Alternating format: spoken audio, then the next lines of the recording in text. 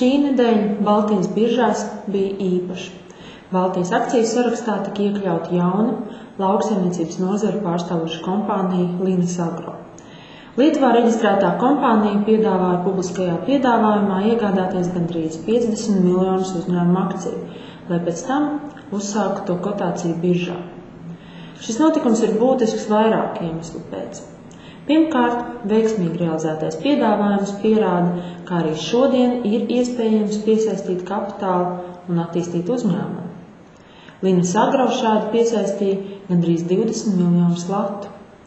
Otrkārt, tas liecina, ka tirgū, pretēji vairākumu priekšstatam, joprojām ir investori, kuriem ir brīvi līdzekļi un kuri ir gatavi ieguldīt. Jāpiebilst, ka kopumā Linas Agro akciju publiskajā piedāvājumā piedalījās 43 institucionālie investori no dažādām valstīm un gandrīz 5000 privātpersonu. Un treškārt, šis notikums nenoliedzami ir būtisks Baltijas vērtspapīru tirgus tālākai attīstībai.